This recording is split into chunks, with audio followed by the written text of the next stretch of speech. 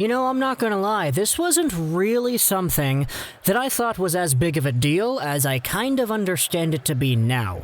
Because when we had ourselves the Team Germany roster reveal for the 2021 World Junior Championships, Moritz Seider wasn't on there. And Red Wings fans were in a position where some of them were kind of freaking out. I want to say a small amount of them. Some of them nonetheless, but not really all too much in terms of the majority of people were freaking out about Seider's absence from the World Junior team. And then some of the other ones were kind of like, oh, okay, it's kind of strange over there. Why is that? But to me, it was always kind of obvious why it wouldn't really be something that I thought would have been the best for Moritz Seider to do, go over to the World Juniors and prove himself on the international stage once again. But we have ourselves an article on mlive.com talking about the decision to actually keep Seider away and why he actually isn't on that Team Germany squad. The Team Germany squad right now, if you take a look at the graphic that's posted onto the, the Deutschland Ice Hockey website, I think that's the German Hockey National Hub, I guess. You take a look at it, there are some pretty nice names on here. You have yourselves Simon Knipp, Maximilian Glotzel, Nino Kinder, Tim Stutzla, John Jason Paterka, Lucas Reichel. You have some guys that I do recognize, but Moritz Seider is not on this list. However, if you go over onto mlive.com, we take a look at this article published 3 days ago talking about how it was actually Moritz Seider himself who decided to skip the World Juniors. Let's take a look at this over here. This is what the Red Wings assistant GM Ryan Martin said about what the Red Wings have to say when it comes to Moritz Seider himself, saying, okay, I don't want to go to the World Juniors this year. We left it up to him. He made the decision that he would like to continue playing with the Rogle BK in the SHL as opposed to the World Juniors. We would have been supportive of whatever he wanted to do. Now, that last part, yeah, it's kind of obvious. The Red Wings would have been okay with anything because obviously, Moritz Seider, the prospects, these are the guys that are going to take your team into the future and beyond. And the way that they're playing right now, they're not NHL players at the moment, they're SHL players. So it's not really in the realm of consideration, in my opinion, to think about the Red Wings dictating every single small little thing about the players because, hey, you're not even supposed to be good anyway. Just let the guy do what he wants. So it doesn't really surprise me when the Red Wings say, yeah, he would have been good with whatever it was he wanted to do. We've seen this on the contrary with other teams like Chicago, for example. There's the Kirby Dach situation going on there where once the NHL comes back, Kirby Dach is, boom, he's back over in Chicago because they need him there more than they need him playing for Team Canada. But alas, for Moritz Seider, it indeed was his own decision to not go to Team Germany. He's playing very well, getting a lot of opportunities, special teams time. We're watching on video. The league isn't allowing scouts in the buildings because, the beer bug, although it's been a great fit for him playing with the Rogle BK Hockey Club. Then take a look at this. This is what Martin says about the overall timeline of things. Moritz Seider will stay with Rogle until the SHL season ends because it's a requirement for new players entering the top league. Afterwards, he will join either the Red Wings or the Grand Rapids Griffins if the AHL is playing after Rogle is done. Now, first off, that's big. That's a very important little piece right there because under normal circumstances, a player would either only play one, SHL or NHL or AHL. You can't be in two leagues at the same time, in the same year, mind you. That's my own correction there. You can't really be in a position where you play all this hockey, because they go on simultaneously. But with the NHL in the position where they're going to start sometime in 2021, and they're probably going to go sometime until May or June, maybe even July, who knows?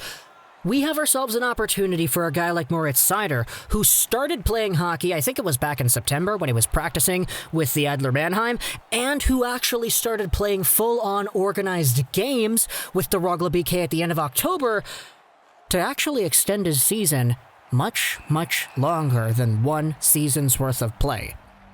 Think about this for a draft plus 2 year. Moritz Seider starts out in the German league in September. He starts playing hockey in October with the Rogle BK. That season ends sometime in the new year, and then afterwards he plays, 50, 60 games with the Red Wings. that has itself the makings of what could be a very, very deep and enriching, very educational second year beyond his draft. And for a guy who is indeed only 19 years old, there certainly can be a lot to say when it comes to, okay, you're getting ready to become an NHL athlete. Here's what it's like playing, 70, 80 games in a year. Let's say he gets 25 with the Rogle BK and then a few others for the playoffs. Okay, sure. 30, 35, maybe 40 games in the SHL, and then he comes over to the NHL. Maybe they've already started up and they're already kicking, who knows, but they're set for another, 40 games, 45 games too. Depending on how the seasons line up and how long each schedule is going to go for, Seider could legitimately play like 80, 90 games this year, and that's really good. So I think it's awesome to see just that last part over there where it says that he will not be allowed to join the NHL until the SHL season is complete, because the way the SHL is going to end, it's probably going to end sometime around when the NHL starts, so that's a very, very good scenario right there. But I wanted to get into why exactly he's not going to the World Juniors, because if you take a look at the two options in our hands right here, World Juniors, Rogle BK, let's compare and contrast the two. For the World Juniors, Moritz Seider would be one of the best defenders on the team, if not one of the best defenders in the entire tournament. That's just kind of how it goes. He was really good there last year. He got 6 points in 7 games played. He was one of the best players as Team Germany's captain. And all in all, there's pretty much nothing left for Seider to prove at the World Juniors level. Think about it. This guy goes over to Team Germany. He starts playing in the World Juniors. He's playing against guys who are in his own age group, guys who are younger than him, some of them. And he's going over there in a position where he was playing against mostly men, just under a point per game in the SHL, as one of the Rogle BK's more relied upon and more stable defenders. This is a guy who is already beyond that tier, man. He's already beyond that echelon of playing against U20 competition. This guy's fully on playing against men, which is why, in his own opinion, where he was already one of the best players last year, he does not need to prove himself anymore.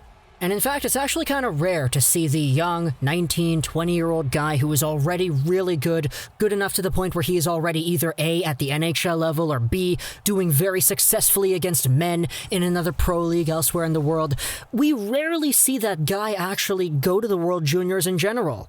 This Kirby Dach thing was a huge, huge surprise. Nobody was really expecting Kirby Dach to be loaned out to the World Juniors because everybody was like, okay, why would the Blackhawks want to do that and risk injury? Because Kirby Dach is already a full-time NHL player. He was a very good point producer last year for the Chicago Blackhawks. His draft plus 1 year was similar to Kaapo, Kakko, and Jack Hughes, even though he wasn't really supposed to be at that same level.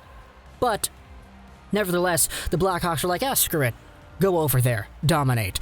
And that's kind of what I would expect from Seider, too, if he was at the tournament. Domination through and through. The guy gets a point a game, maybe even more than that, and the guy shows off that he can play 27, 30 minutes a night against 20-year-olds, because he's playing a lot against older guys, so this guy playing against younger guys, you kind of know how it goes, right? So for Seider, it does not make sense to go back to the World Juniors and try to prove himself once more. He would rather just take the development time with the Rogle BK, use the 7 or 8 games he plays against 20-year-olds to play 7 or 8 games against 25-plus-year-olds, and use his development time that way.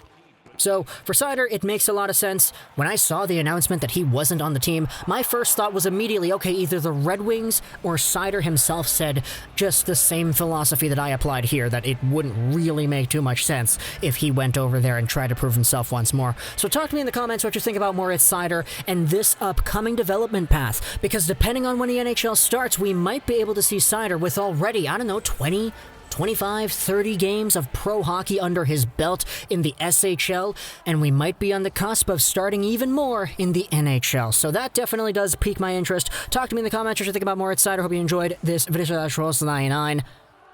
And bye.